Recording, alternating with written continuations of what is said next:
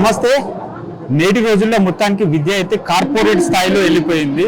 ఒక middle class అయినా కానీ పేద విద్యార్థి అయినా అని చదువుకోవాలంటే ఆ కుటుంబం యొక్క బడ్జెట్ ఎక్కువ మొత్తంలో వారి పిల్లల చదువుకే అంటే కేటాయించడం జరుగుతుంది.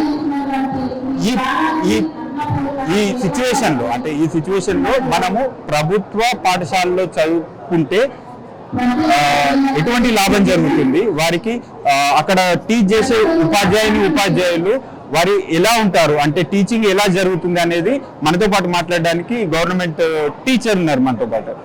సార్ నమస్తే సార్, చెప్పండి. మొత్తానికి అయితే విద్య కార్పొరేట్ స్థాయిలో ఉంది.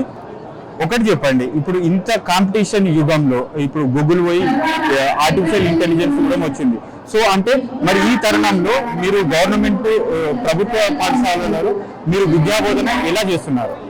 సరే, ఇప్పుడు ఒకప్పుడు ప్రైవేట్ పాఠశాలల్లో మంచి విద్యాబోధన చేస్తాము అనేది అది అయిపోయింది, ఆ టర్మ్ అయిపోయింది. ఇప్పుడు గత 3-4 సంవత్సరాల నుండి తెలంగాణ వచ్చిన తర్వాత విద్యా వ్యవస్థలో చాలా వినూత్నమైనటువంటి మార్పులు. మా దగ్గర కూడా ఇప్పుడు పాఠశాలలో అన్ని హంగులతో కూడా నిష్ణాతులైనటువంటి ఉపాధ్యాయులు, ఎవరు కూడా పీజీకి తగ్గకుండా మంచి ఉత్తమమైనటువంటి లక్షణాలతో ఉన్నటువంటి ఉపాధ్యాయులు బోధన చేస్తారు. బోధన లోపల కూడా డిజిటల్ బోధన ఏదైతే ఉందో మా దగ్గర కూడా పెద్ద పెద్ద స్క్రీన్ల పైన డిజిటల్ బోధన అందిస్తున్నాం.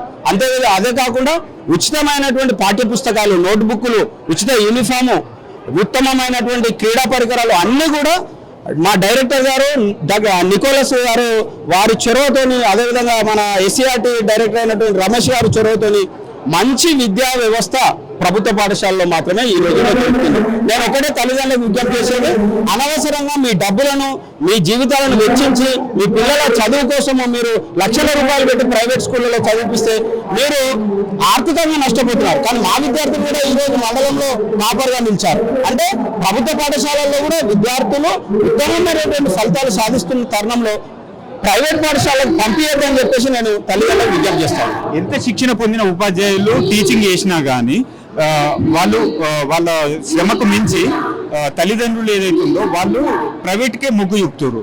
సో ఎందుకంటారు సార్? దీనికి ఏమంటే ఇప్పుడు ఒక నానుడు ఉంటుంది మనకిప్పుడు. అక్కడ ఏంటంటే మేడిపండు చూడ మేలిపండు, పొట్టవిప్పు చూడ పురుగు. అంటే అక్కడ మెథడాలజీ వేరు, ప్రైవేట్ లో బట్టి విధానం కావచ్చు, ఇంకే విధానమైన అట్రాక్టివ్ గా ఉంటాయి. మన దగ్గర ఏమందంటే విద్యార్థికి తన స్థాయికి దిగి అక్కడి నుండి మనం రూట్ లెవెల్లో మనం విద్యార్థులను తయారు చేసే ప్రక్రియ ఇక్కడ ఉంటుంది. ఇంకొకటి ఏంటంటే ఈ రోజుల్లో బస్సులలో పోతుంటారు, వస్తుంటారు. ఏంటి ట్రాన్స్పోర్టేషన్ కాదు కదా, మనకు అందుబాటులో ఉన్నటువంటి మన ప్రభుత్వ విద్యా వ్యవస్థ అన్ని హంగులతో కూడి లైబ్రరీలు, చాలా మంచి జ్ఞానాన్ని అందించే లైబ్రరీ విలేజ్ లో ఉంటుంది ప్రభుత్వ పాఠశాల. అవును సార్, ఇప్పుడు ఏం సార్, ఒక మండలం తీసుకున్నట్టయితే 10 ఉన్నత పాఠశాలలు ఉంటాయి. జస్ట్ ఒక 2-3 కిలోమీటర్ల పరిధి లోపల ఒక ఉన్నత పాఠశాల.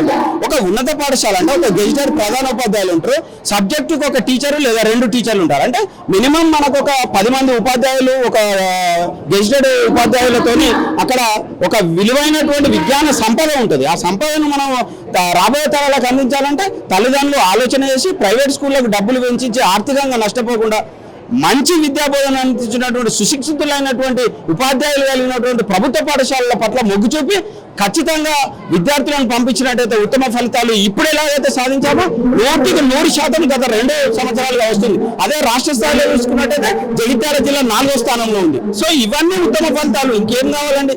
ఆర్థికంగా నష్టపోవద్దని నేను తల్లిదండ్రులకు విజ్ఞప్తి చేస్తాను.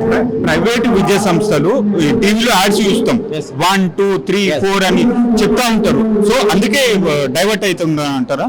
అవును సార్, ఈ రోజులలో అంటే మీడియా యొక్క ప్రాధాన్యత, అడ్వర్టైజ్మెంట్ యొక్క ప్రాధాన్యత చాలా ఇంపాక్ట్ ఉంటుంది. కానీ అది నిజమా కాదా? ఇప్పుడు శ్రీ చైతన్య ఉందనుకోండి, ఎగ్జాంపుల్ చెప్తున్నా, 1, 1, 1, 2, 2, 2 అంటారు. ఇక్కడ గదే 1, 1, 1 మళ్ళీ పోతే నారాయణలో అదే 1, 1, 1 ఉంటుంది. సో మనము ఏది నిజము ఏది అబద్ధం అనేది మనం ఒక్కసారి తల్లిదండ్రులు బేరీజు వేసుకోవాలి. అదని చూడాలి, ఇది నమ్మకమైన సంస్థనా కాదా. అందరూ గొర్రెల మందల్లాగా వెళ్ళి మనం ఒకటేసారి మనం ఇచ్చేయద్దు. ఎప్పుడు కూడా మనము స్వతహాగా ఆలోచించాలి. ఇంత ప్రభుత్వ వ్యవస్థ ఉంది, మరి అంతా ప్రైవేటైజేషన్ అయిపోవు కదా. కానీ అది కాదు కదా, మనకు ఉచితంగా కోట్ల రూపాయలు ఖర్చు పెట్టి దుస్తులు ఇస్తా ఉన్నారు. మధ్యాహ్న భోజనము ఆల్టర్నేట్ డేస్ లో మంచి డైట్ ఇస్తున్నారు, ఎగ్ తో కూడుకున్నటువంటి. సో ఇవన్నీ ఉన్నాయి. వాటర్ ఫెసిలిటీ ఉంటుంది మన దగ్గర, ఎలక్ట్రిసిటీ ఫెసిలిటీ ఉంటుంది, ప్రతి రూమ్ కు ఫ్యాన్స్ ఉంటాయి. అన్ని ఫెసిలిటీస్ ఉన్న ప్రభుత్వ పాఠశాలను ఆదరించండి తల్లిదండ్రులారా. మీరు ఆర్థికంగా నష్టపోవద్దు అనేది మా మెయిన్ కాన్సెప్ట్. మీరు ఎప్పుడైనా పాఠశాలకు రావచ్చు. యాజ్ ఎ పేరెంట్గా మీరు మీకున్నటువంటి ఏదైతే సందేహాలు ఉన్నాయో అవన్నీ కూడా నివృత్తి చేసుకోవచ్చు. మీరు ఇన్ని ఫెసిలిటీస్ ఉన్నాయని చెప్తున్నారు, కానీ మీ తోటి ఉపాధ్యాయురాళ్ళు వాళ్ళే వాళ్ళ పిల్లలను ప్రైవేటు స్కూళ్ళల్లో చేర్పిస్తున్నారు సార్. దానికి ఇప్పుడు అనేక కారణాలు ఉంటాయి సార్. ఇప్పుడు ఒక సిస్టమ్ రావాలి అంటే ప్రభుత్వ పాఠశాలల్లో ప్రభుత్వ ఉపాధ్యాయులు ఏదైతుందో ఖచ్చితంగా అందులోనే చదివించాలని ఒక రూల్ వచ్చింది అనుకోండి, అందరూ చదివిస్తారు. కానీ ఇక్కడ ఏమైపోతుందంటే పట్టణ ప్రాంతాల్లో ఉపాధ్యాయులు ఎక్కువ శాతం నివసించడానికి ఆస్కారం ఉంటుంది.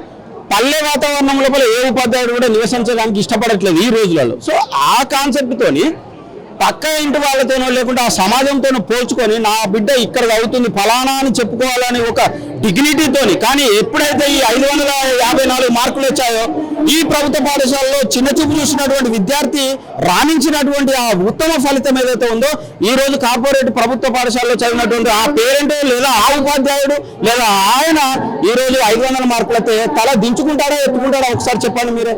కాబట్టి వాళ్ళని చూసి అసలు అది మనకు ప్రామాణికం కాదండి. నేనేం చెప్తున్నా, ఎవరు ఎక్కడ చదివినా కూడా ప్రభుత్వ పాఠశాలల్లో మంచి విద్యా విధానం ఉంది.